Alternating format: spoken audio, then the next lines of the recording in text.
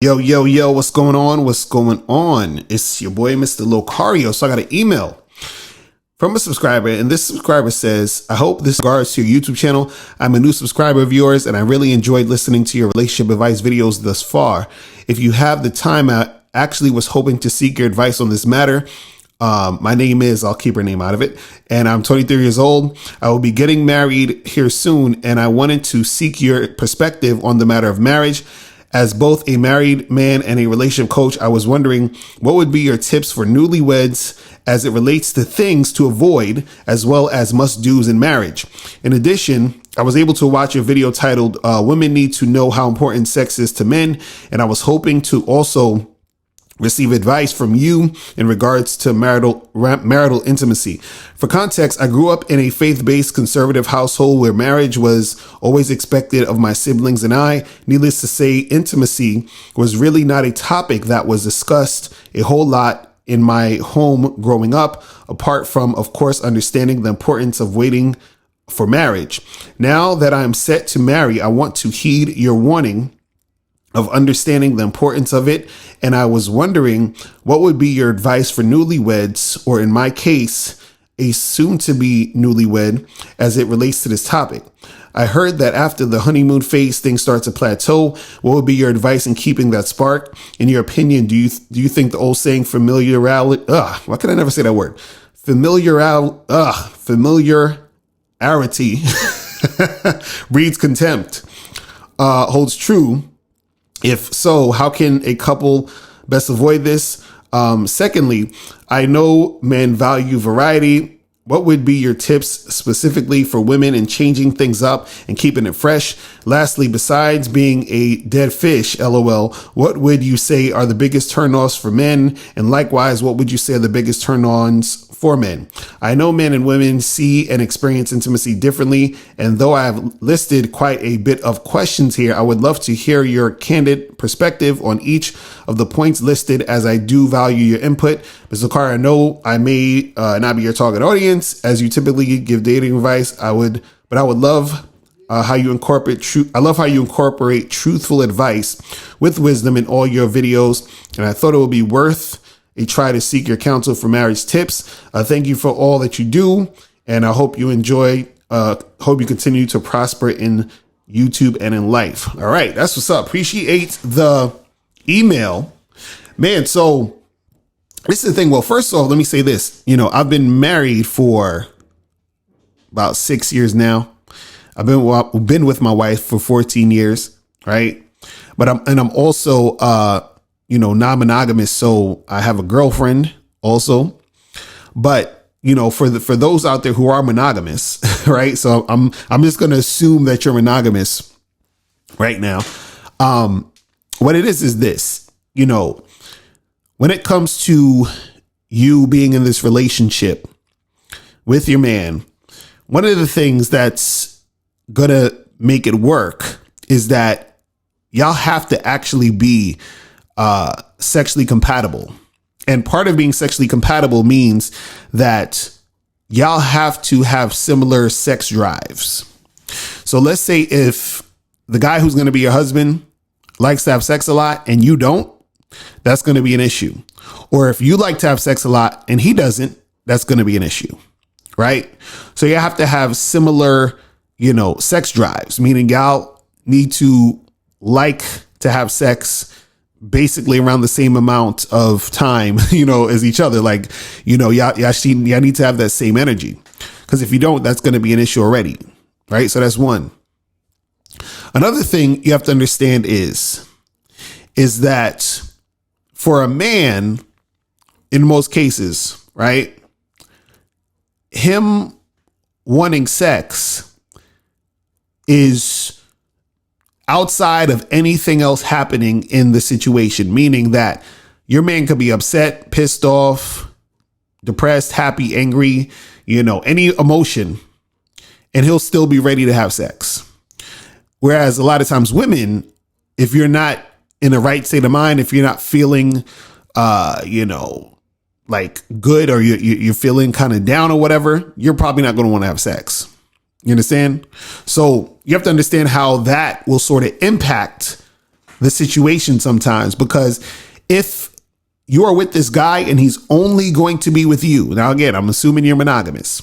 If he's only going to be with you and you're his only source of sex, there are going to be times where he wants to have sex and you may not be in the mood. And so that might be an issue. So what I usually suggest for women to do is, even if you don't necessarily want to have sex, at that time, try to do something. You understand what I'm saying? Like, you don't have to have full intercourse. Give this guy a hand job, suck his dick real quick and keep it pushing. You understand what I'm saying? And the reason why I'm saying this is because, again, you're his only source of sex. And so what's going to happen is that if it becomes a thing where, you're not in the mood a lot, or something comes up where you're just, not feeling it on a consistent basis or whatever it is, it's more likely that he'll cheat. You understand what I'm saying? See, the thing is, most guys will cheat in general anyway. So you don't want to give him a reason to cheat. You understand what I'm saying? And so sometimes when you're falling back on the sexual situation, that'll give him a reason to cheat. You understand what I'm saying? So, and this is why I say, sex is very important to men. Now, again, you have to figure out the type of guy you have, because you may have if you have a guy who has a low sex drive, it may not be as, critical as a guy who has a high sex drive. You understand what I'm saying?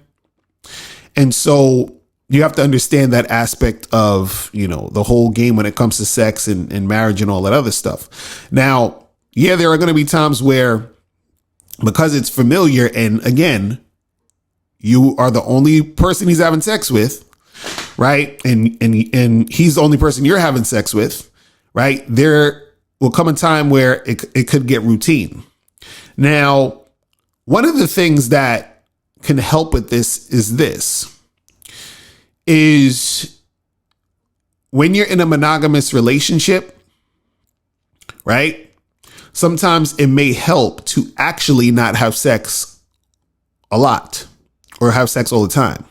Now, the reason why I'm saying this is this, because, I was just saying that, guys want to have sex and they love it and all that other stuff, and they're going to want it, a lot of the times. But one of the things, if you're in a monogamous long-term relationship and not having sex all the time, is because if you have sex all the time and it's just you and him, and let's say it's been just you and him for years, right? That's when it's going to get too familiar and it'll get kind of boring and stale. But what happens is that if you sort of space it out, meaning instead of having sex like 5-6 times a week, you might have sex once or twice a week. And then the sex becomes more, interesting and enjoyable because you're not having it every day. You understand what I'm saying? So that's the thing that, a lot of monogamous people may have to do. Now, the next thing I'm going to say is going to sort of be something you could do if you want, but some people are not ready for that type of situation. But let's say you are married to this guy, because you're young. So you're 23. I don't know how old the guy that you're going to be married to is. But what happens is, let's say he's your age. Let's assume he's like your age, around your age, 22, 23, 24, 25, in that range, right? Let's say you guys make it 10 years in marriage and y'all are just monogamous, y'all are together, and that's that, right? Again, 10 years, you're going to get used to each other, and the sex isn't going to be as fresh as it once was because it's been 10 years, right? So what you could do is every once in a while, bring a woman in the situation. Now, this does not mean a woman that he's dating. This does not mean a woman that he's seeing. Just once every blue moon, maybe for his birthday, for Christmas, whatever it is, bring another woman in a situation, have a threesome, something like that, right? To spice it up. Because you're asking, okay, how do you spice this up? That's usually the main way to spice it up, is that you need to actually bring new vagina in there. I'm not going to sugarcoat this. See, a lot of books and stuff and magazines you read, they'll say, oh, just, wear sexier clothes and travel and go to different places and role play and all that. And that's cute. That's cute. It is. But understand that that's not necessarily anything that is going to keep it interesting. You understand what I'm saying? Now, again, you gotta be very comfortable with that also, but understand that that is part of it too. You understand? And because the thing is, if you've been together for so long, you know, that's the thing that will spice it up. You know, and even vice versa. He may have to be like, hey, look, you could get some strange penis on the side once in the blue moon for your birthday or whatever it is at some point. And I'm just talking sort of down the line to keep things interesting. And usually if you've been in a relationship for that long with someone, let's say you've been married with this guy for 10 years, it's not going to seem as crazy as it might seem now if you were to do it now. So this is what I'm saying. This is for the longer term. You know, you and him could be ready for something like that could spice it up. You understand? Not necessarily where you have to be dating or doing other things with people, but, you know, once, maybe twice a year, y'all dabble in a little bit of something else. And that's going to keep the sex interesting more so than just like role playing or wearing a sexier outfit. You understand what I'm saying? But yeah, you have to understand that, you know, when it comes to keeping the sex interesting, you know, it's work. It's work. It's not. And again, also remember, sex is not the only thing in a relationship that keeps a relationship going, but understand that it's very important though.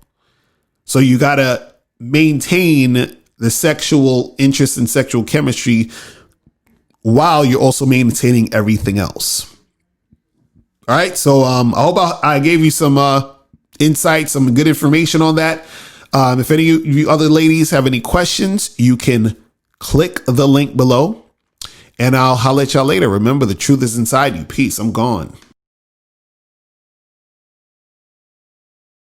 Now, before you turn off this video, I want you to do two quick things. One, I want you to click the link below and send me your questions. If you have any questions on dating and relationships, I'll make a video about it. And two, I want you to click the link under that to get my free audio program, 7 highly effective steps for finding and keeping a man. And I'll talk to you guys later. Remember, the truth is inside you. Peace. I'm gone.